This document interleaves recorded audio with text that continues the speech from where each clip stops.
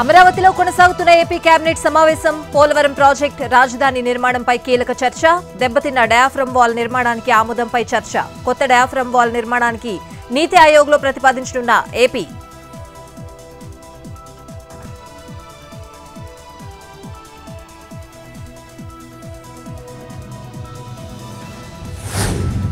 శాంతి భద్రతలపై మరింత లోతైన చర్చ జరగాలి శ్వేతపత్రం చర్చలో డిప్యూటీ సీఎం పవన్ కళ్యాణ్ గత పరిణామాలతో పాటు లా అండ్ ఆర్డర్ మీద చర్చించాలని సూచన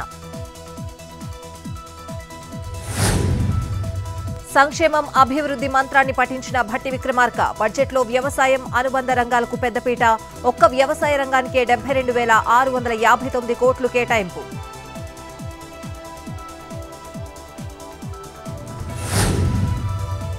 బడ్జెట్లో గ్యారంటీ హామీల ప్రస్తావన లేదు అన్ని వర్గాలను నిరాశపరిచిందన్న హరీష్ రావు నిరుద్యోగ భృతి ఉద్యోగాల నియామకాల ప్రస్తావనే లేదని విమర్శ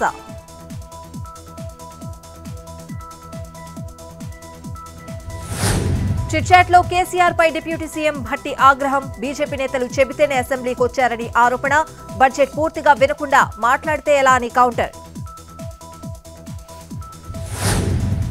మదనపల్లె సబ్ కలెక్టర్ ఆఫీస్ అగ్ని ప్రమాద ఘటనపై మిథున్ రెడ్డి స్పందన అక్రమాలు చేశామని నిరూపిస్తే రాజకీయాలు వదిలేస్తామని సవాల్ తమ ఇమేజ్ దెబ్బతినడానికే కుట్ర చేస్తున్నారని మిథున్ రెడ్డి ఆరోపణ తుని ప్రభుత్వ ఆసుపత్రిని పరిశీలించిన జిల్లా కలెక్టర్ ఆసుపత్రి ఆవరణలో పారిశుద్ధ్య లోపంపై ఆగ్రహం ఫిర్యాదులొస్తే ఉద్యోగాలు తీసేసి క్రిమినల్ కేసులు పెడతానని వార్నింగ్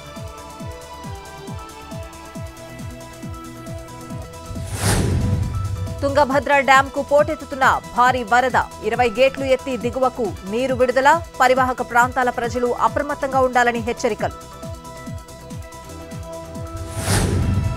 శ్రీశైలం జలాశయానికి భారీగా చేరుకుంటున్న వరద నీరు 853 అడుగులకు చేరుకున్న నీటి మట్టం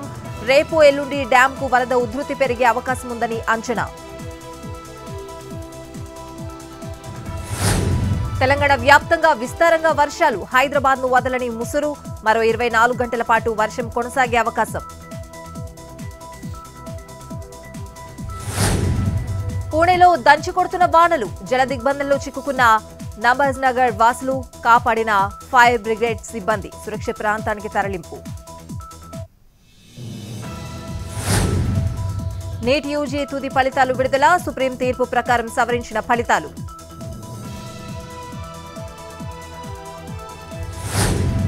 తెలుగు రాష్ట్రాల్లో తగ్గిన బంగారం ధరలు దిగుమతి సుంకం తగ్గడంతో తగ్గిన రేట్లు విశాఖలో గ్రాము బంగారం ధర 6,400 రూపాయలు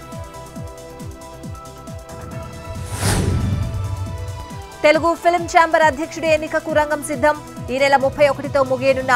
దిల్ రాజ్ పదవీ కాలం జూలై 28న అధ్యక్ష పదవి కోసం ఛాంబర్లో ఎన్నికలు